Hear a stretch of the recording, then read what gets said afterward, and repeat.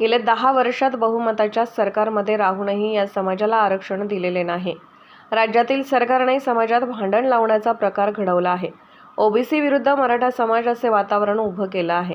यामध्ये सामान्य माणूस पिडला जातोय। काँग्रेसने आणि विशेष करून राहुल गांधी यांनी जाहीरनाम्यामध्ये भूमिका मांडली। भाजप आरक्षण विरोधी आहे।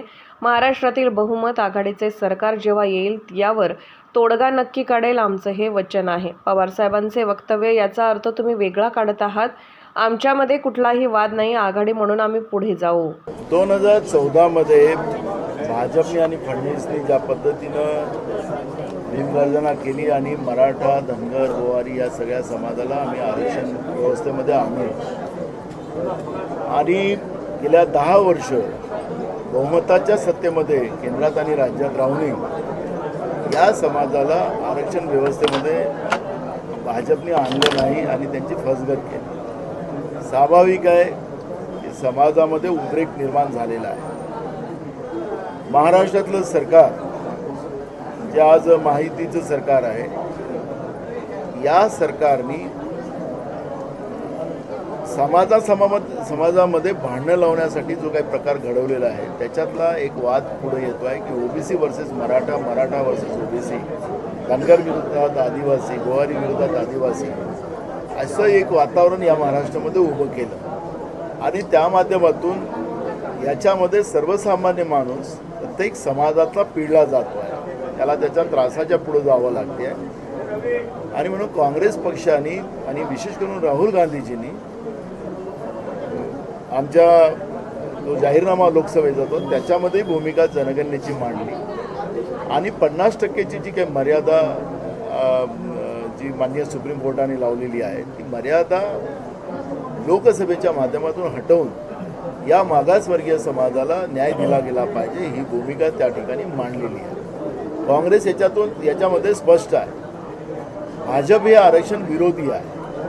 परवाच त्यांचं केरळमध्ये RSSची मीटिंग झाली आणि त्याच्यामध्ये जे काही त्यांच्या प्रेस नोटमध्ये किंवा त्यांचा प्रवक्ता जो होता त्यांनी जे सांगितले की जनगणना ही पॉलिटिकल नसावी। आता जनगणना ही पॉलिटिकल नसतेच, कारण की जनगणनेच्या माध्यमातून शैक्षणिक आर्थोष्टीचं सर्वेक्षण त्या जनगणनेच्या माध्यमातून होते।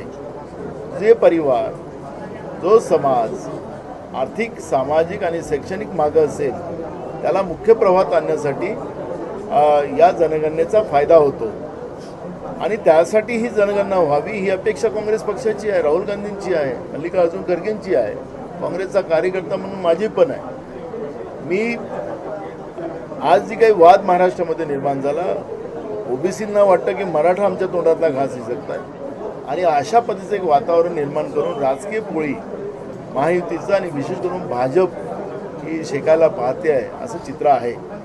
मी याच्या माध्यमातून एवढंच सांगतो की महाराष्ट्रामध्ये बहुमताच्या महाविकास आघाडीचं सरकार जनतेच्या आशीर्वादाने आल्यानंतर हा जो तोडगा आहे हा काँग्रेस पक्ष आणि महाविकास आघाडी त्याला काढेल। मराठा समाजालाही न्याय दिला जाईल आणि ओबीसी समाजालाही त्या ठिकाणी आरक्षणामध्ये वाढ करून कशी त्यांनाही मदत केली जाईल या पद्धतीची भूमिका त्या ठिकाणी आमच्या वतीनं आम्ही मांडलेली आहे आणि आम्ही कमिट आहोत। आम्ही त्याच्यामध्ये म्हणजे आमचं हे वचन आहे आणि आम्ही याला पूर्ण करू ही भूमिका आहे, कारण की महाराष्ट्र हा छत्रपती शिवाजी महाराजांचा महाराष्ट्र आहे। या महाराष्ट्रानं विशेष करून छत्रपती शिवाजी महाराजांच्या विचारांनी सर्वधर्म समभावाची आणि एकात्मतेची भूमिका शिवाजी महाराजांनी अनेकदा मांडलेली आहे आणि तोच महाराष्ट्र त्या पद्धतीनं नांदत एवढे वर्ष आला।